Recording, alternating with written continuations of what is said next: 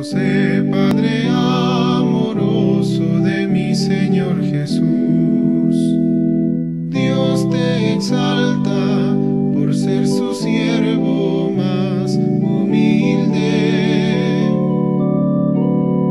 San José, la Iglesia aclama tu divina protección. Ven y llévanos a su reino de amor.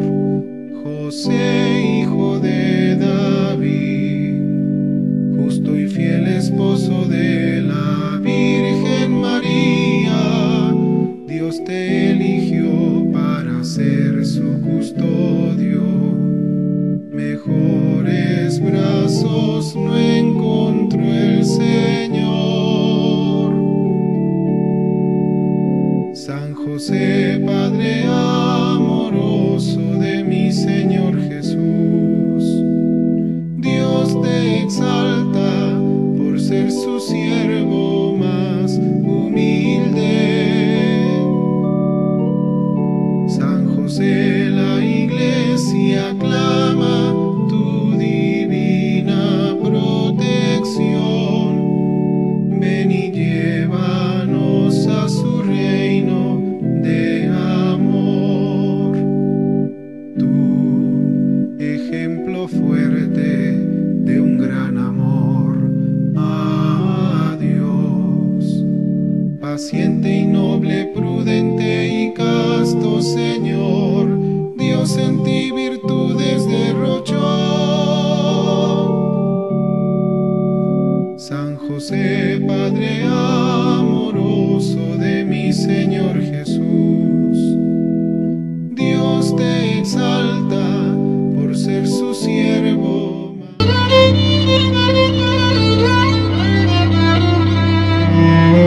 El derecho en la Iglesia.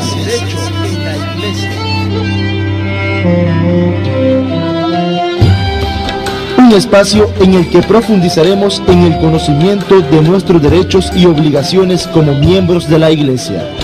A continuación, compartimos el derecho en la Iglesia. Bien, amigos, hermanos del canal de televidentes del canal católico San José de la diócesis de Estelí, soy el padre Evaristo Martínez, párroco de la parroquia de Nuestra Señora de Guadalupe. Estamos acá nuevamente para llevarles un programa más, el derecho en la Iglesia. Hace un tiempo pues estuvimos al aire acá en este mismo canal, por algunas diferencias o cosas de tiempo pues tuvimos que interrumpirlo, pero acá estamos nuevamente con ustedes para llevarles un programa más, un programa que en la práctica es formativo, sobre todo conocer el derecho de la Iglesia en general. En ese entonces hablábamos del derecho de los fieles, del derecho de todos los fieles laicos en la Iglesia. El derecho abarca muchos aspectos y por tanto pues me gustaría irlos tratando poco a poco esta temática con ustedes, llevando un itinerario del mismo código de derecho canónico que tenemos en la Iglesia, siguiendo pues los pasos para llevar un orden lógico y también temático en la misma exposición de los temas. En esta ocasión quiero tratar con ustedes, queridos hermanos que nos escuchan y que nos ven a través de este canal, un tema muy importante que hace tiempo quería tratarlo pero también no se pudo, es la constitución jerárquica de la Iglesia. La Iglesia tiene una estructura propia, la Iglesia tiene una organización propia desde la institución misma de Jesucristo. Al inicio tratábamos sobre los fieles laicos, es decir, todos cooperamos a esta formación orgánica de la misma Iglesia, los fieles laicos, que somos los fieles laicos y fieles en general, que somos todos los bautizados, pero también en la Iglesia pues existe un orden y existe una estructura de gobierno para el buen funcionamiento de la misma Iglesia. Y en primer lugar, la primera autoridad o la autoridad principal en la Iglesia pues es el romano pontífice. Asimismo nos lo dice, que es lo que voy a comenzar a tratar ahorita, que es lo que nos dice también el mismo código, sobre todo hablando del romano pontífice. así como por determinación divina. Hay una determinación divina, por mandato divino, no es un mandato eclesiástico. En la iglesia se entiende, y en el derecho también, las diferentes ámbitos del mismo derecho. Algunas cosas son por derecho divino, otras por derecho eclesiástico, otras también de derecho natural que se positivizan en el derecho canónico, y entonces por derecho divino San Pedro y los demás apóstoles constituyen un colegio. De igual modo están unidos entre sí con el romano pontífice, sucesor de Pedro, y los obispos sucesores de los apóstoles. Esto es muy importante porque a la hora de fundamentar a nivel eclesial y a nivel teológico el fundamento de la Iglesia Católica, es muy importante tenerlo en cuenta. Es decir, la Iglesia Católica tiene un origen, tiene un fundamento. Ciertamente es Cristo el fundamento principal de todo esto, y Él quiere formar y quiere instituir esta Iglesia Católica en unos fundamentos sólidos, en este caso en los apóstoles, y en primer lugar deja una cabeza visible, única en la Iglesia, que es en ese caso, en ese momento, Jesucristo le encomienda a Pedro. Y esto se sigue con el transcurso de la historia de la Iglesia, porque Pedro terminó en su momento, ¿verdad? Murió, pero también esto continuó, y entonces hoy esta autoridad que Cristo encomendó a Pedro la ostenta el romano pontífice. Luego también, entonces aquí hay que distinguir, el Papa es sucesor de Pedro. Los demás apóstoles, como nos dice el mismo código, son sucesores de los demás apóstoles. Esto es el fundamento de la Iglesia Católica, y que tiene un fundamento teológico. La estructura en la Iglesia no surge así nomás por una determinación ni siquiera de los apóstoles. Esto surge por la misma intención de Cristo, que quiso fundar esta Iglesia en los apóstoles. Entonces, este primer apartado que nos habla el canon 330 es el fundamento propiamente de la Iglesia, y la institución y la autoridad dentro de la Iglesia. El obispo de la Iglesia romana, en quien permanece la función que el Señor encomendó igualmente a Pedro, primero entre los apóstoles, es decir, dentro de los 12 queda Pedro, porque tienen la misma condición del apóstol. Todos son apóstoles, Pedro y los demás. Sin embargo, esto se queda únicamente entre los primeros, Pedro, que es el que ostenta una autoridad diferente a los demás, a los demás apóstoles. Entonces, esto se convierte también, Pedro se convierte en cabeza del colegio de los obispos, vicario de Cristo y pastor de la Iglesia universal en la tierra, el cual, por tanto, tiene en virtud de su función potestad ordinaria, que es suprema, plena e inmediata y universal en la Iglesia, que puede siempre ejercer libremente. El romano pontífice tiene una autoridad propia, inmediata, y esto lo hace también para ejercer esta autoridad libre de cualquier coacción en la Iglesia universal.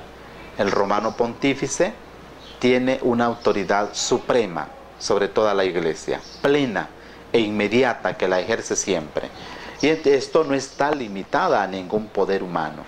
La Iglesia se gobierna, en este caso el romano pontífice, que recae en las tres potestades en una sola persona, en este caso el romano pontífice, la potestad judicial, la potestad ejecutiva y la potestad legislativa. Todas estas tres potestades las tiene el romano pontífice y las ejerce en toda la Iglesia universal.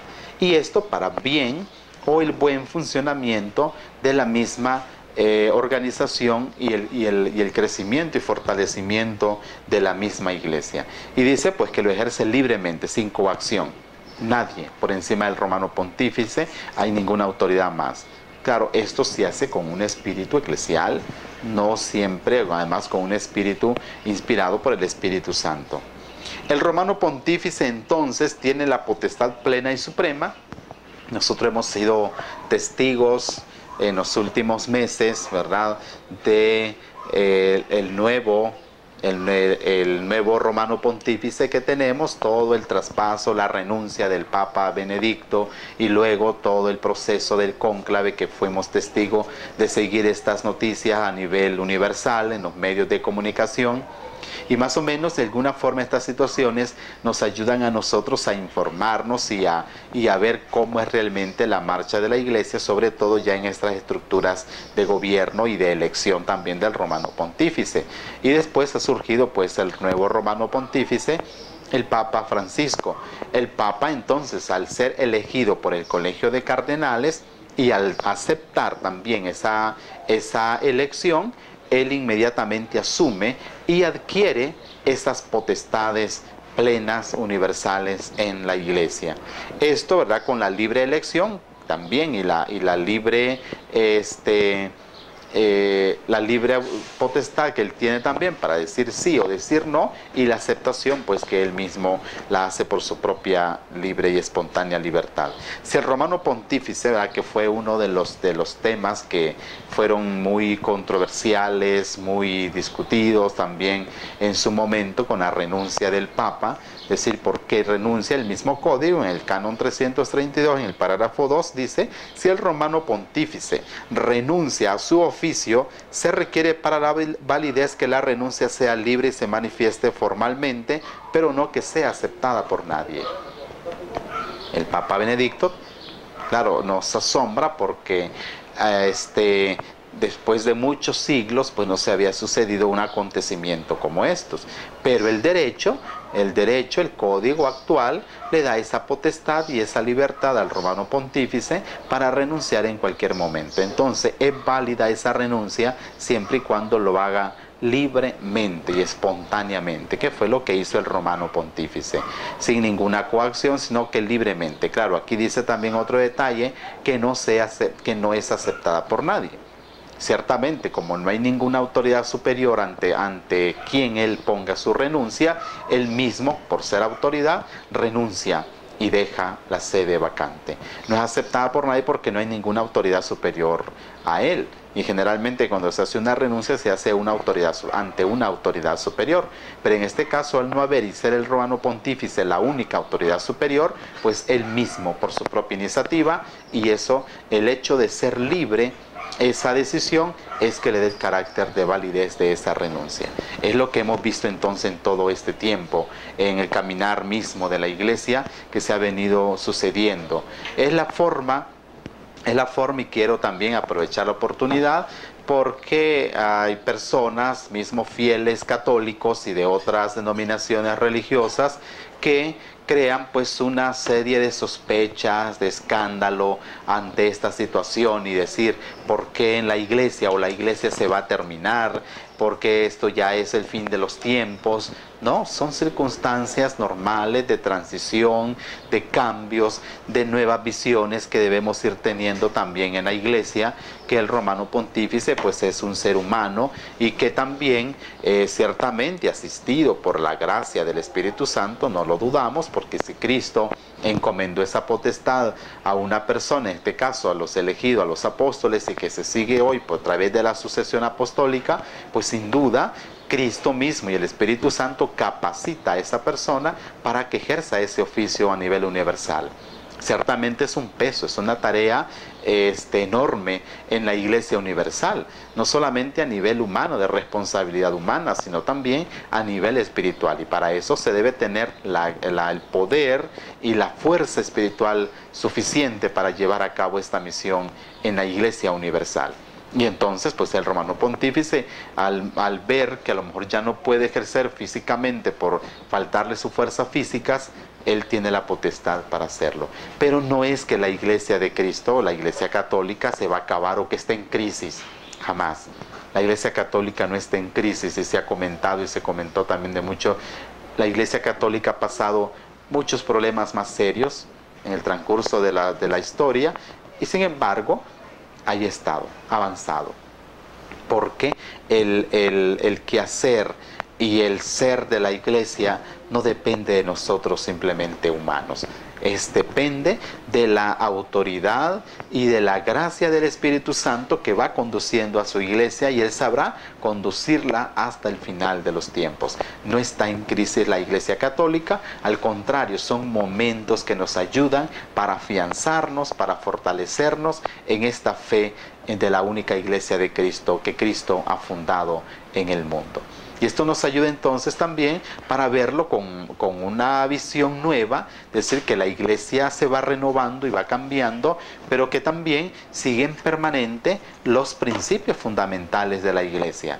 Porque, en fin, la iglesia no es una estructura puramente humana, repito, sino una estructura, claro, donde está el elemento humano, pero también, sobre todo, asistida por la gracia y el poder del Espíritu Santo. Bien, en virtud de su oficio, el romano pontífice no solo tiene potestad sobre toda la iglesia, sino que la ostenta también, ostenta la primacía de potestad ordinaria sobre todas las iglesias particulares y sobre sus agrupaciones, con cual se fortalece y defiende al mismo tiempo la potestad propia, ordinaria e inmediata. Tiene potestad sobre todas las agrupaciones, llámese católico, diócesis o determinados grupos. Tiene potestad el romano pontífice por tener una misión universal. Y esto es válido igual entonces para todos nosotros, porque estamos sujetos aún en la parroquia más última, aún en la diócesis más alejada de la urbe, es la iglesia misma de Cristo, y allí tiene el Papa también su potestad sobre ella. Bien, queridos hermanos, vamos a una pausa, enseguida regresamos.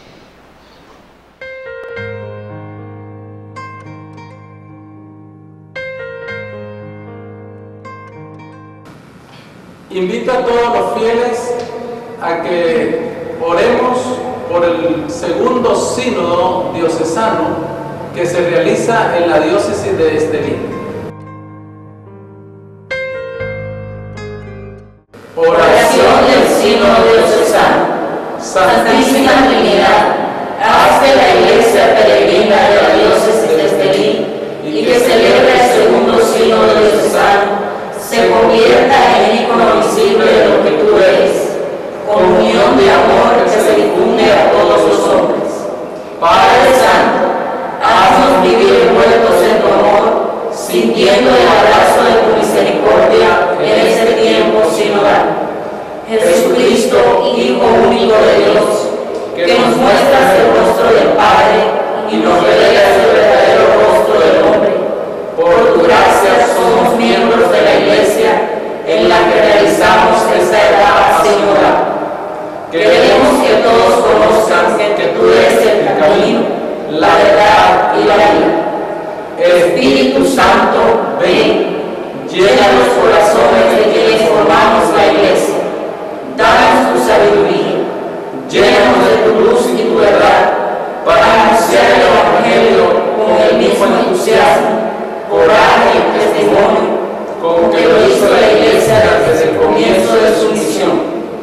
María, Madre de Dios, Nuestra Señora del Rosario, intercede por nosotros para que seamos testigos de Cristo, apóstoles intrépidos de su amor, misioneros apasionados, que sepamos mostrar con nuestra vida la gloria del Padre, del Hijo y del Espíritu Santo.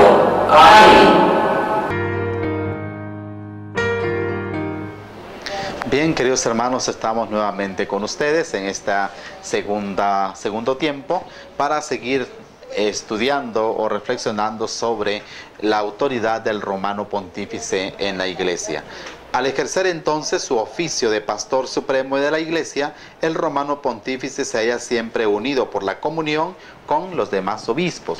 Recordemos que el romano pontífice es un obispo también, por eso lleva el título de obispo de Roma y está en íntima comunión con todos los obispos.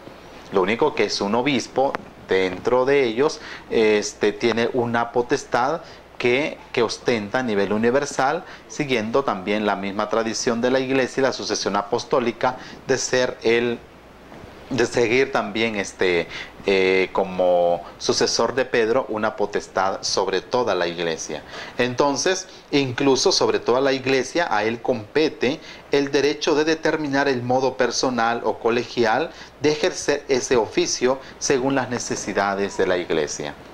La forma de gobierno, ciertamente al tener él la potestad suprema e inmediata sobre toda la iglesia, él mismo puede determinar la forma de gobierno, cómo quiere hacerlo en toda la iglesia. Y para esto, pues él no está solo.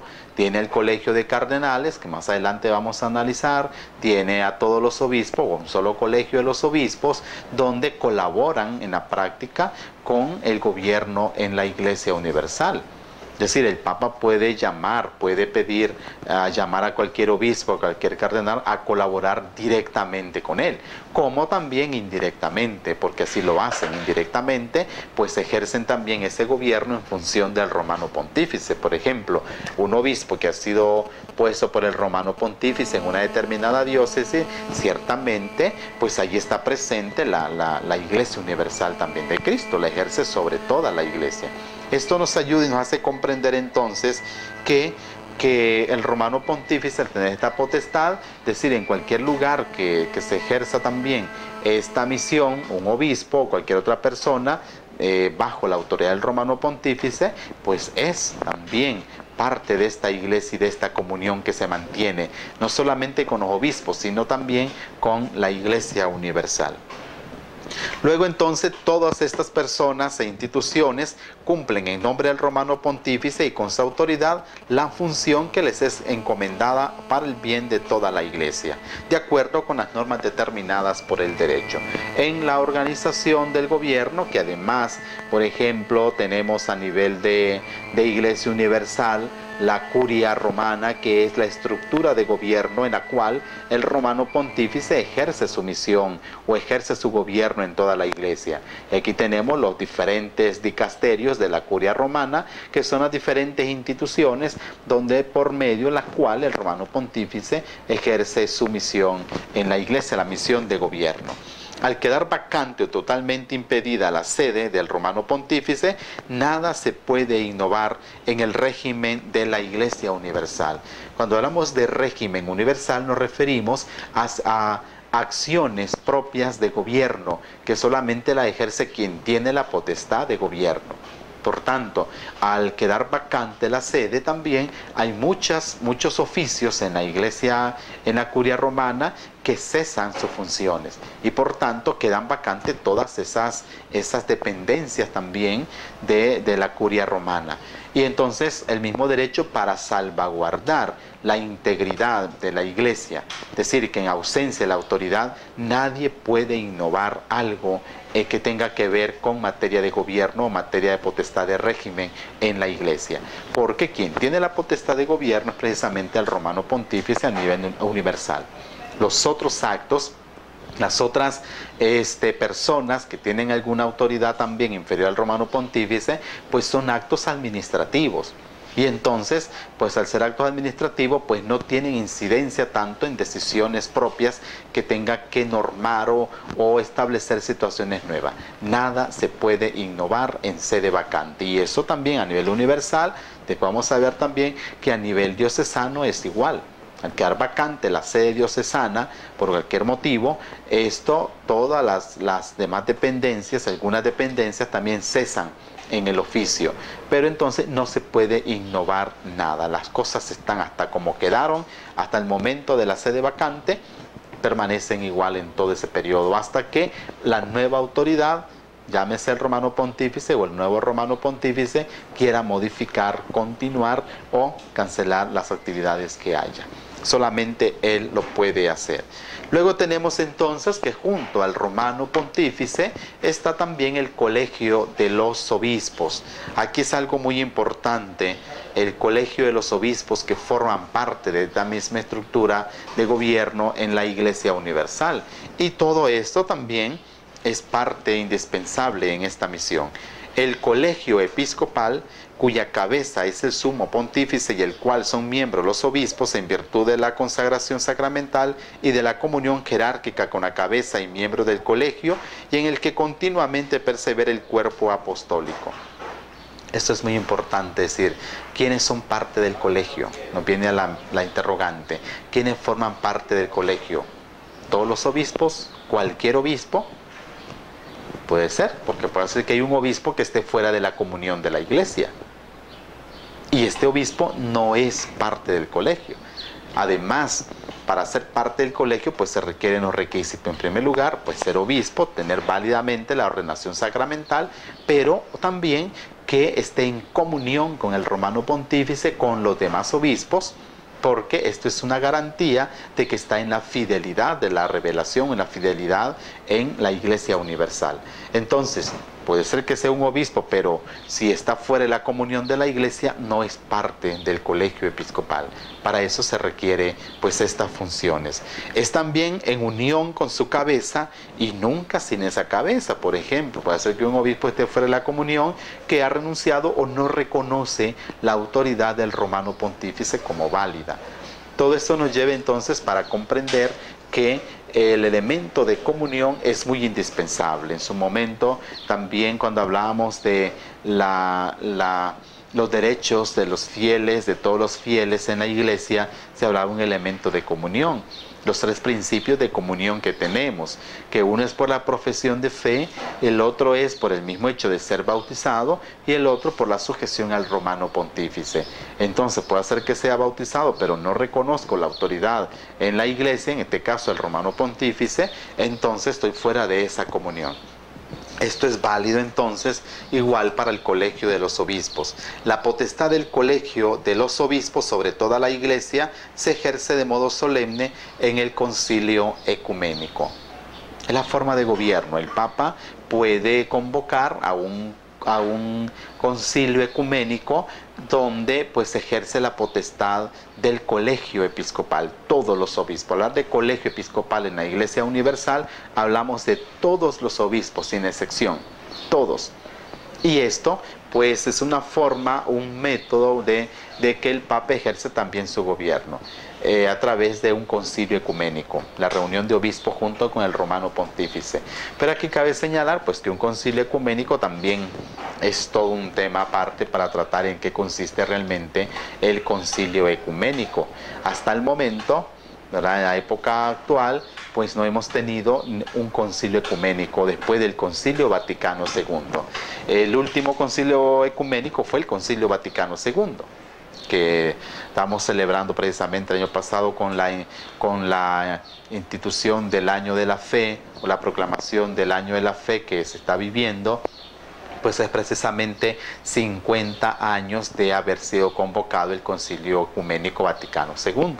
Quiere decir que hace 50 años que no tenemos o no se ha realizado un concilio ecuménico. Esto no quiere decir que estamos mal, no, simplemente no ha habido necesidad de hacer otro concilio, porque estamos viviendo la etapa del Concilio Vaticano II, que ciertamente, a pesar de los 50 años, es un concilio que ha sido renovador para la Iglesia y que sigue también sus efectos y que debe seguirse trabajando en esta línea porque sigue siendo actual.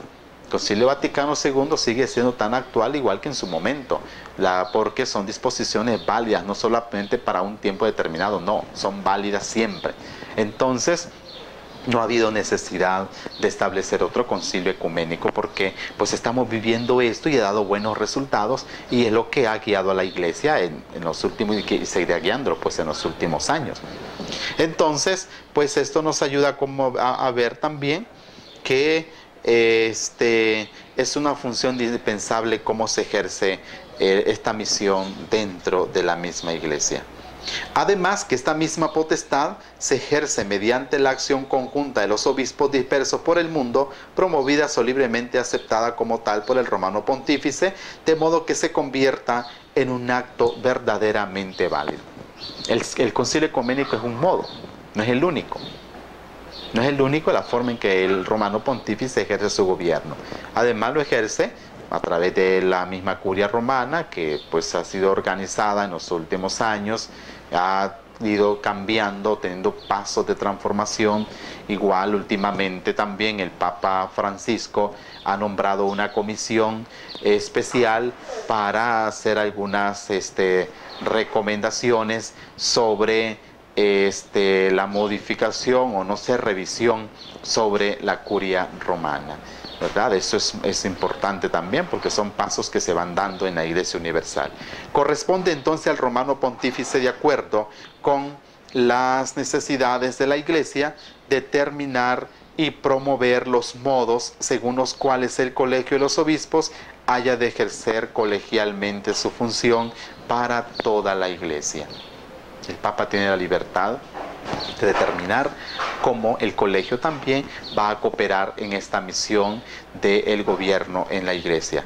Compete exclusivamente al romano pontífice convocar el concilio ecuménico, presidirlo personalmente o por medio de otro, trasladarlo, suspenderlo o disolverlo y aprobar sus decretos. Nada en la Iglesia, lo que decíamos anteriormente. El colegio sin la cabeza no puede hacer nada. Aquí no existe la mentalidad democrática, que la mayoría es los obispos y ellos pueden decidir y rebelarse contra el romano pontífice. No, esa mentalidad no existe. El colegio de los obispos no puede innovar, no puede hacer nada sin la cabeza. Por tanto, igual el concilio ecuménico, que es la participación de todos los obispos en el mundo, no tiene ninguna razón de ser si el romano pontífice no lo convoca. Entonces él tiene esa misión, esa potestad, convocarlo, presidirlo o igual cancelar también la continuidad de ese concilio ecuménico y al final aprobar los decretos que de allí surgen. Corresponde igual al romano pontífice determinar las cuestiones que han de tratarse en el concilio ecuménico, así como establecer el reglamento del mismo. A las cuestiones determinadas por el romano pontífice, los padres conciliares pueden añadir otras que han de ser aprobadas igual por el romano pontífice. Ciertamente tienen potestad nada más deliberativa, consultiva, porque de allí pueden proponer, pero al final esas otras proposiciones son aceptadas por el romano pontífice. Eso que ver entonces con el concilio ecuménico, cómo funciona en la Iglesia y cómo también es válida esa función hoy, y que igual pues en la colaboración del gobierno el Papa no está solo, sino que está junto un colegio de obispos que le ayudan y cooperan, y junto también pues todos los fieles que participamos de esta oración y de esta comunión con el romano pontífice para el buen ejercicio del gobierno en la Iglesia. Bien, queridos hermanos, esto ha sido todo por hoy, así es que les deseamos bendiciones en este día y ojalá pues este programa también pues sea de mucho provecho para ustedes, queridos fieles que nos escuchan y que nos ven y nos sintonizan a través del canal católico San José. Muchas gracias. El derecho en la Iglesia.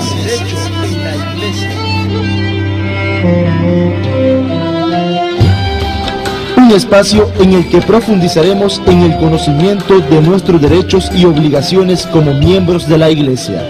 El derecho en la Iglesia.